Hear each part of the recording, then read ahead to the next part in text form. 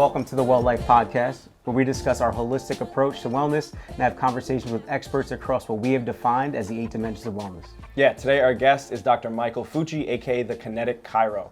Mike, thanks for joining us today. So to start you off, please tell the audience a little bit about yourself and your approach to wellness. Sure. It's a pleasure to be here today, guys. My name is Dr. Mike. As you said, I am the Kinetic Chiro. I opened up Kinetic Chiropractic. I'm the owner of Kinetic Chiropractic. I opened it up in 2022 with the idea of creating a place that people can explore movement and solve problems that haven't been able to be solved anywhere else. We have created a system of screening processes which take into account an entire full body perspective. Cool. And by taking into account an entire full body perspective, we can really target different areas of wellness and different areas of strength, mobility, and fix problems that nobody else can. Cool. Love that. Awesome. So definitely we're going to dive into kind of your approach, right, into the chiropractic trade. But right as we start, we always like to kind of get this idea of how do you even define wellness, right, as we kind of jump into this conversation. How will wellness be defined for you? That's a great question. So for me, wellness kind of becomes a function of feeling that I am operating at an optimal efficiency. So for me, when my wellness is in check, it means that my mental, physical, spiritual, nutrition-related wellness is all operating at its top efficiency. Yeah. So just like you guys have your 8 aspects of wellness, right? I truly believe that there are just as many aspects of wellness that when all of them are functioning, I feel good, I look good, and I can present in a better way. Yeah. You played baseball, right? So I had a football coach that always would say, like, look good, feel good, play good, right? And I think that like always like kind of translated to wellness as in general as well, right? Because if you look good, you feel good, right? You're gonna now present, right? You're gonna be able to do the things that you're looking to do well, right? So it's kind of just taking care of all those areas. I'm just gonna have you get to this optimal level. So I like that. I like that idea you kind of put through there. Yeah, so off of that, what got you started in, I'm sure, right, being an athlete, getting into some of the things and just kind of exploring your body or, right, whatever, injuries, pains, whatever, because I know I played baseball my whole life. My elbows killing me from pitching, all these different issues come about, and then you look to reasons why, and try to solve them. It's just the obsessive nature of an athlete trying to improve, right? But what were some things that you kind of came across or got you so interested in not only like fitness, because you do take that fitness strength approach, but like chiropractic in that sense? Because I feel like that's such a, not a controversial industry, but it can be so one-sided or packed into one box, right? There's so many different things that you can look at for an optimal human body. But just simplifying it, going back to the question, what are some things that kind of got you to lead you up to being who you are and creating Kinetic Chiropractic? Great question. And that's a loaded question. Take your time. Yeah, let's do it. Let's go through it. So I really like that you pointed this idea of that chiropractic becomes controversial. Because when you go to a physical therapist, you know that you're going to get exercises. You know that you get a little bit of massage. You may get heat stim. You go to a chiropractor and you don't know if that they're going to put a supplement on your tongue and then test you with your hand on your nose and you're standing up in the air and then test your strength and posture, right? You don't know what you're going to get, which becomes really unsettling for people. And one of the things that I've really tried to promote is this systematization of what is our model. And our model comes from my background as a strength and conditioning coach, a chiropractor, a personal trainer, and someone who has a master's in clinical nutrition. So I like to think that I become this embodiment of wellness because I'm trying to get all the aspects of wellness into one focused care plan. So great question too is that I was an athlete for probably like my high school age life. Prior to that, I was not. I always like to quote this is that I started off eating, my grandma was the nicest person in the world, but every time I would come home from school, she would feed me McDonald's every day. So I got to this point where I had to break my grandmother's heart and say to her, I was like, I can't do this anymore. And she was upset. And this is where like I even talk about like the things we build into our habits are so deeply ingrained with all these emotional ties to our grandparents, our parents, the way they did things, the way we believe, and it becomes so hard to break these habits, but they do really tear down our wellness because it prevents us from moving on to better things. So starting off, I was overweight. I didn't like the way I looked. I started in my bedroom doing push-ups on the floor. I had no clue what to do. Yep. I always make the joke that we had AOL dial-up. So I didn't even have internet until about like the 6th, 7th grade. Yeah. You know, so I had no clue what to do. So I started doing push-ups and sit-ups, and I started training like Rocky, because that's all I knew. I used to do the same things, playing video games. Right. I'd do push-ups. I was a chubbier kid. Yeah. Right. 100%, So yeah. then I got into sports. I threw shot put. I threw discus, all things that you typically don't see. So that made me an avid weightlifter too. So being this, now I'm exploring all these different things. I fell in love with lifting. So around college time, I became a personal trainer. And personal training through college. I was actually going to be a biology teacher because I love the science, and I always wanted to be able to teach. But what I found is, in my pursuit of the science, how do I build the most muscle? How do I get the strongest in the most efficient way possible, right? Because I didn't want to end up like Ronnie Coleman, who trains 50 times a day and then with 7 back surgeries. So there's that side of wellness where you can almost push it too much. Yeah. So I was trying to figure out all the nuance and the science behind it, that I started training people and realizing people had all these injuries. And I'm sure you guys see them too. People have all these injuries that nobody else can fix. And one of the things I had was a friend of mine was a chiropractor, and I asked him, I was like, do I become a PT? Do I become a chiropractor? He's like, honestly, look into it, figure it out. I ended up going the chiropractor route because the scope of practice is better. Meaning that I'm able to do more with people. I don't need a referral from other doctors. I'm able to kind of decide and diagnose people on my own. Cool. Which really helps because people are getting all these crazy diagnoses that aren't even accurate. They're just making guesses. And I don't know how a doctor can diagnose you with an illness when he spends less than 30 seconds with you in the room. Yeah. You know, and he doesn't even put his hands on you. Yep. So taking a step back, I went through chiropractic school. You get a lot of weird stuff. I went to New York Chiropractic College, which is now Northeast College of Health Sciences, and great science-based program. It was fantastic to learn all those things.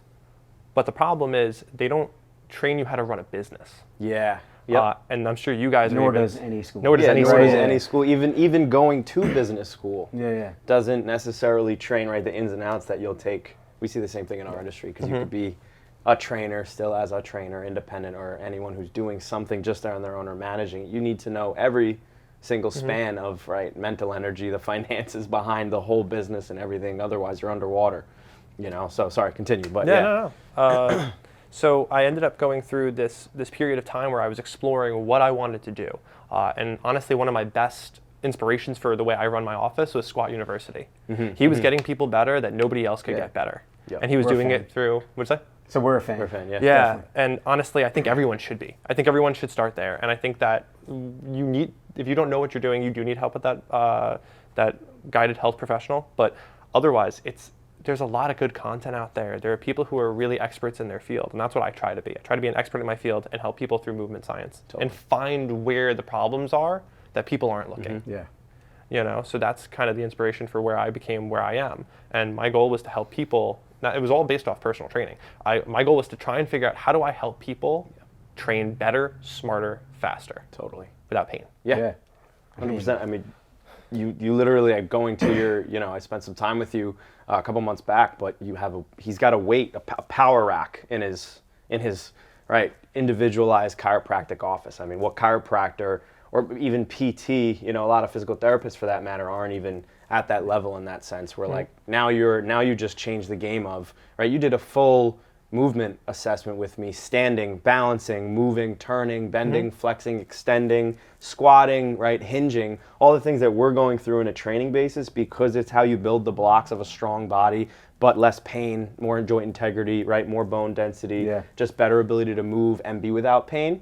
But then there's the level that you're looking at the body, neurologically and physically of just like how these things are interacting joint to joint. Well, this hip joint is uneven with this. That's why your knee has a little bit more, whatever, medial movement, this, that, the third, And then picking apart the movement. I mean, I was probably with you for an hour before we even got on the table. And that's the differentiation that I've just seen with you, obviously. And just when you open up your mouth, it's like, holy crap, the science that comes out, and just what the attention to detail, rather than just, right, for lack of a better word, cookie cutter chiropractors, you know, old school approach. You know, it's not. Kind of good lead in there, right? You gave us something, but how would you actually differentiate your practice, right, from a traditional chiropractor? Oh, it's night and day. Yeah. It's like comparing apples to Oreos, right? And we know that those are two completely different things. yeah. It's not even cookie to cookie. Yeah. You know, when you go to another chiropractor, most of the time what they do is they do the traditional heat, stim, maybe massage and adjustment. And the biggest difference is that because I'm out of network, I do way more things than a normal chiropractor would. Most chiropractors are concerned with what can I get reimbursed with, and then how many patients can I see in an hour. Like I've worked in other chiropractors' offices. I worked through the traditional model, and when they go through this model, you just feel like a number. And I didn't want any patient of mine to feel like a number. My patients have my cell phone. They text me. They call me. They ask for exercise help. My patients have one-on-one interactions with me, which nobody else is doing. And when you come into my office, the first visit's free. It's a free half an hour just to come in, do a movement screening, and talk to me.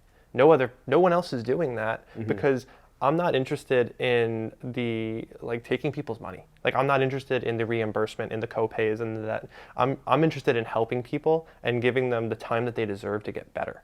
So when you come into my office and you see, like, I'm doing a full body movement screen, I'm taking you through overhead squats if that's your goal, I'm taking you through the bench, I'm taking you through dumbbell press movements if that's nobody else is doing that.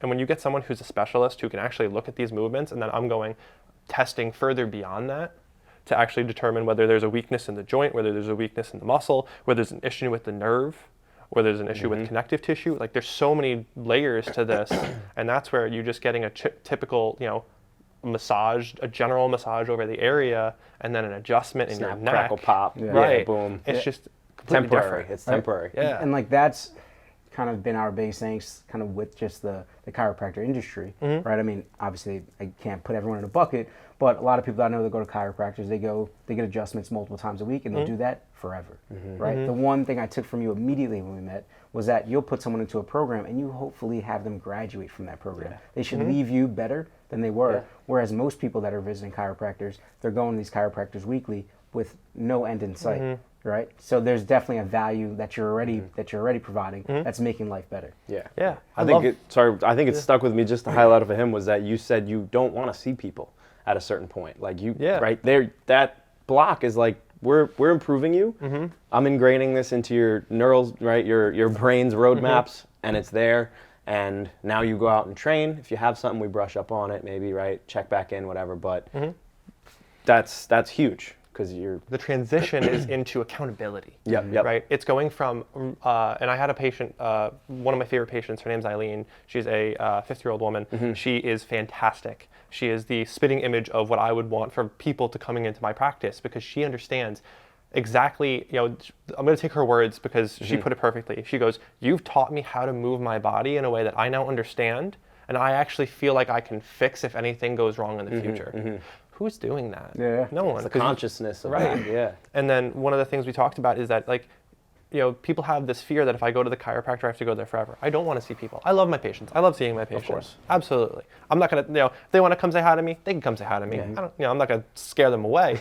But, one of the things is I don't want to see people forever. I want them to actually get better.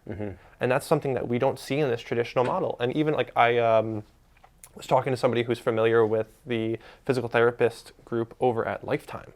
And a lot of these general gyms is that their goal is just how many times can we crank out a patient in our office before the insurance reimbursements get cut. Gotcha.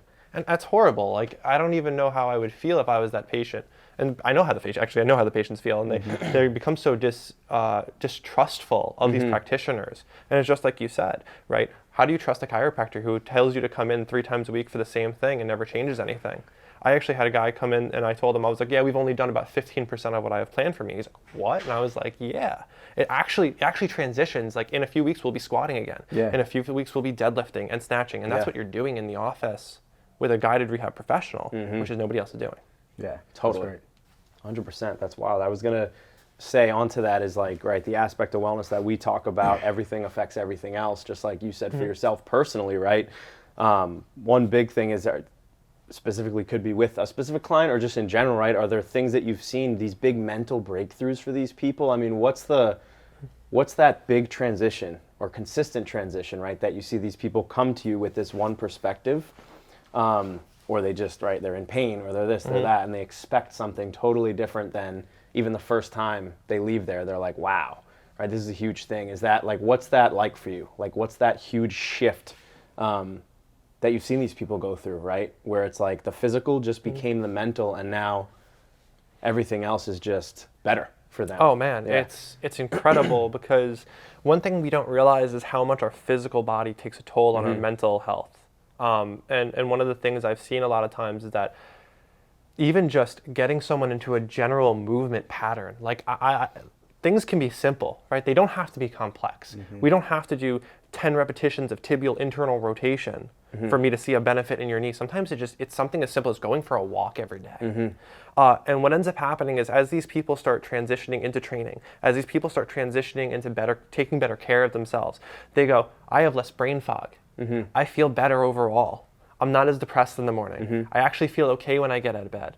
You know, it's miserable to get out of bed in the morning. You're pain, your brain doesn't work, you feel tired, you're groggy, and everything stinks. Yeah, you don't know how to fix it. And you don't know how to fix it. And once I start helping people take care of themselves, right? There is a nutrition aspect to this. That's why I always recommend people do see a dietitian or nutritionist or someone who specializes in that nutrition help. Because there's so much more to it than just, hey, eat, you know, an apple once a day.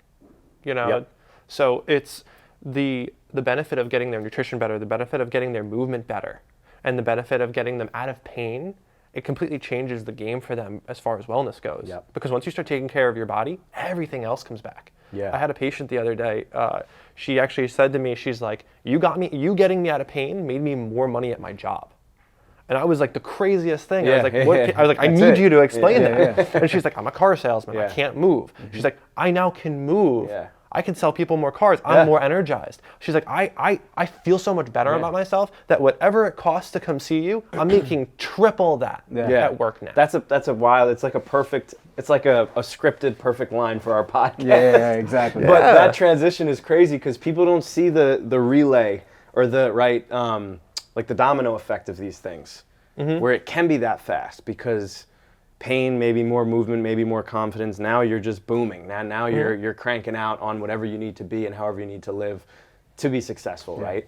There's this idea of presenteeism, right? As if you're an employer, you have these employees, right, that don't want to be there because they're financially stressed, because maybe they're unsure of what they're making, but they're also, maybe they're taking on some stress because they have sickness, someone's sick in the house, right? But that may also come from some chronic diseases that they have because they can't move well, right? They can't work out, they don't eat well, right? All of that comes together. And what data has shown is as you start to level that out, presenteeism decreases, right? So these people work better, right? So those people can negotiate better salaries because, or they can make more money just because they're healthier, right? The confidence is up. That's it. Kind of the building blocks of it all. It all kind of falls together. Yeah, if I was a business, I am a business owner. But if I was if I was a business owner that wasn't a small business, and I had just a breakthrough. Yeah. I do want a business. Wait a second, this is me. Right. So, but like if I had employees, and when I do have employees, it's important to actually, you know, I know that you can create a gym fund that you can actually include as part of your salary. Right. There are certain benefits that you, like fringe benefits, right, that you can give employees that you can actually pay for the gym memberships. You can give a monthly allotment to go see a massage therapist or a chiropractor those or a wellness credits. therapist. Basically. Give them wellness credits, right? So because so many business owners, what they try to do is they try to twist like a towel to get everything out of their employees. And what they don't realize is that when they actually reinvest into their employees and they take care of their wealth and they take care of their health, the output is thousands of dollars more. It's exponential, for sure. Right. Back in, I forget which war it was. I can't remember if it was World War I or World War II, when they had a lot of the women working in the shops because the men were overseas fighting the war. They found that giving them coffee breaks for 15 minutes actually tripled productivity. Right? So if we have this type of, or if we can create this type of healthy culture at a job where you're actually benefiting you're going to improve productivity just from a business standpoint. And then your employees are happy, they're healthy, they're doing better, everybody's better, you're less problems, people aren't getting sick as often too. Yeah. Well, that's a big part of it. You can keep a healthier population, but then if you have a healthier population, they're probably a happier population that does better work for you, right? So if I have employees that actually want to be there, right, you're going to have way better output, right? So if they don't want to be there because they're spending all their time worrying about their own personal health or their own personal finances, right? How could they actually do work at your company or want to be there? So you're either going to lose employees, right, or they're just not going to want to be there and they're not going to want to perform. So that's a very good kind of wrap up from wellness and how wellness is important just from an employer standpoint, but just like a general standpoint. So as an individual, right, how can I perform well at my job or as a parent, right? If your own wellness kind of isn't in check, and all that comes from your movement, what you're putting into your body. Hey guys, just a quick message from the team here at 8Well. Thanks for watching or listening to the Well Life podcast. We would like to ask that you please follow us on Instagram at 8well.life and make sure you're subscribed to the Well Life podcast wherever you're watching or listening to this episode. If you have any questions, you can always message us the word podcast, and a member of our team will be right there to answer your questions. Shoot that right to our Instagram that TJ mentioned. Now back to the show. Yeah. I wanted to say, like, going to you more personally because you're a business owner as well, and just the management of that is different than maybe someone who is just a chiropractor working right underneath a chiropractic umbrella or a physical therapy umbrella, or right just a trainer at a gym versus now they're running a lot of different things for themselves. There's so much more energy on the outside. I remember you talking about just different right appointment scheduling, content, this, that, right? There's so much energy. So for you yourself, right, you said in the beginning a little bit, you touched on it, but your own wellness, right? How do you feel like you might function your best, because your mental and physical energy has to be so high, right? If you're sick, your business is not functioning as well because my business is closed. You're touching, moving, manipulating, pushing, right? If it's big, strong dude, right? How are you going to get him in the position, show him the position, right? When you're also manually, right, manipulating somebody, and you need to do these things and, right, constantly, maybe 6, 7, 8 people a day, who knows, but are there certain points or things that you do or big realizations that you have? I mean, it's a very vague question, but go into like your day, right? What does that look like for you to line yourself up and make sure you're functioning great? Because like you said, overall efficiency and like high level at everything, right, is kind of what your goal is every day to line yourself up. So what's any tricks, tips, right? What's your thing? What's your kind of thing? You know, I guess in that sense. Also like justified as like, what do you think you're best at from a wellness standpoint, right? In order to get you to that optimal level, what's like that's happening every day in order to ensure you're reaching Mike's optimal level. Yeah, and also could be something that you're worse at too. We want to hear both. You know, so being a business owner is hard. Being a business owner is tough. When you're running everything by yourself, it's very difficult. Because right now I'm answering all the phones, I'm responding to all the emails, I'm networking with people, I'm running events, I'm doing so much other than just treating patients. You know, it's funny, like I work 60 to 80 hours a week, and you can't do that when you're not feeling great.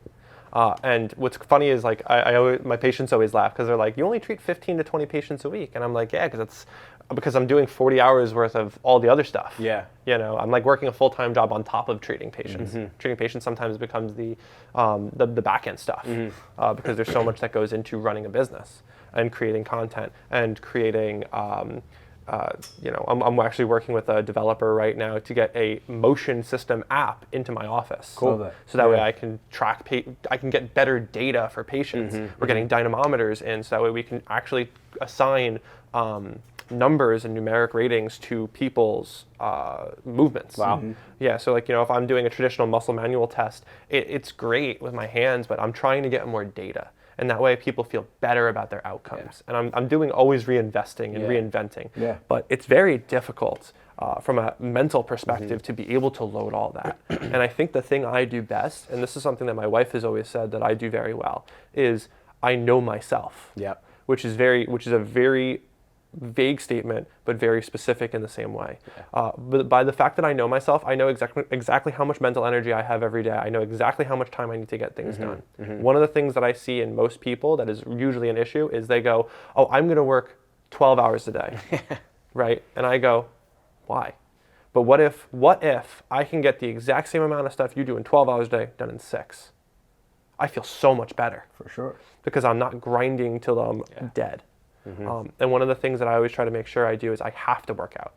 Yep. Because guess what? That week that I skip my workout, if I'm a maintenance workout for me right now is like 3 times a week, right? I'm not progressing, I'm not regressing, I'm just maintaining. And that's something I need to do because I'm putting a lot more energy into my business. Yep. And we've talked about that, I think, once or twice, how you guys feel the same way. Yeah. And while taking that maintenance role and putting more effort into my business, I also realized that once I start taking away and I put too much effort into my business, I'm taking away my own health. Totally. And once I take away my own health, I am not operating. Yep. I don't want to get out of bed in the morning. I'm tired. I'm achy. I'm this. I'm that. Yeah. And when you get these lows, it really messes with the highs. Because you may have a day that you're on 1,000%. And then you're on a day that's 0%, and it only manages out to being, if it's 100 and 0, it's 50% both days. So what's important for me is trying to keep every day around 80%. Gotcha. So it's not pushing it too much. Yep. It's not letting my energy drop all the way down to the bottom. It's managing that flow and trying to be as efficient with my time as possible. Sweet spot, yeah. Yeah. Just enough gas and brake around these curves and hitting it right, kind of thing. People love ChatGPT. That's all over the internet right now. I'm trying to utilize AI to write part of my content. Part of my efficiency. For efficiency. We've already used it for some copy. Just kind of like testing out what it kind of spits out. But it's unreal. It works very well. Right. But obviously I think there's a human aspect to like change a few things. But in a couple weeks, who knows what you're gonna need to do. Right. You probably won't need to do much. It's working smarter and not harder. Yeah. And I think that's something that people really do is that especially young entrepreneurs like us, especially the ones who are trying to disrupt their industry. The burnout is terrible. And we don't talk about this enough, right? Like the mental health of us is tough. Oh, I go through it, big time. And that's why I always tell people like, hey, like you need to talk to somebody. You need to see a therapist, or you need to, you need someone in the background who's not your spouse, partner, significant other. Just because one, sometimes they don't understand, because if they're not also an entrepreneur, it's very two different worlds. Because going month to month, not knowing what the next month's going to look like. Hey, am I going to have enough to be able to keep the business open? Am I going to sell? Am I going to soar? And it feels like that every month. And it feels like that every month. Flows where we get enough attention where it feels like, oh my God, we're going to fill this gym out, and then next week it's like there's no one here. Right. So you have to have this steady state. Right. Of I'm good. I know kind of where I sit. I'm comfortable here, but it's checking in with yourself, right? Ensuring if you have support, if you need that. Right, but being able to kind of come back to this steady state because you're going to have these ebbs and flows kind of the entire time. Yeah, absolutely. And then the other thing is make sure you're eating right, because guess what? If I go out, it's so much quicker for me to run McDonald's around the street. It's quicker. Quicker, cheaper, easier. Quicker, cheaper, easier, and you're going to feel it. You're going to feel it. And then the whole day is gone, right? Have you ever tried to work out after eating anything horrible? No. No, I'm joking. But obviously you have. But it's like you just perfect all the time. You try not to do it because you know how it's going to affect your body. Right. So it's like we have people that that will come in after McDonald's. I would have clients that are like, oh, I just had to drink out before our 5:30 session. I'm like, you think you're going to get the most effective session right now? Right. Like you're not going to get the most out of your body if you're putting something that's lesser value in it. It's kind of prior. It's listening to your body and yourself. I've turned to we were doing 5 to 6 days a week training during like probably the first half of this first year in our opening in 2021, and I started to feel just heavier, like a burnout, just like I couldn't eat enough to keep up. I was craving things, but then my sleep was sacrificing because this whole business thing, plus that was just the whole all stress, mental stress, everything was hitting me. But I pulled back. I'm doing 3 days a week more so training physically. I feel like I can manage better. Those off days give me a little bit of a breather, more time to get stuff done. But I'm not. My diet's pretty intact during the day. I'm not going off the cliff with anything. For you even too. I eat perfect all the time. I just joked about that. But you do an incredible job of diligently knowing what mentally you need to set that up for the day. Sounds just like you, pulling off. We need to know what works for us and what pulls off and what when to pull off, when to stay on, when to pull off, when to stay on, right? And to clarify, definitely don't eat perfect all the time. We kind of had a talk in our last one about how it's about balance, and most of the time you need to be consistent. Just like your 80%, right? And this is like the kind of the most gimmicky thing, right, in the industry of 80% do the good thing and 20% leaves you a little room to kind of skew off a little bit. But to your point, I think in my best wellness kind of tool is probably movement. But I know every day can't be 100%, right? So I've got 2 sessions in there that are probably just going to be me checking a box. I just was able to get in by myself, right? Listen to some music, get a little sweat, and kind of that's it. Yeah. Right. Where the other 3 are like, I'm trying to get stronger. I'm really trying to push myself. But I know I need that just to kind of separate myself from the work, right? And ensure that I still have some sort of push that's going to happen. Right. 100%. Yeah.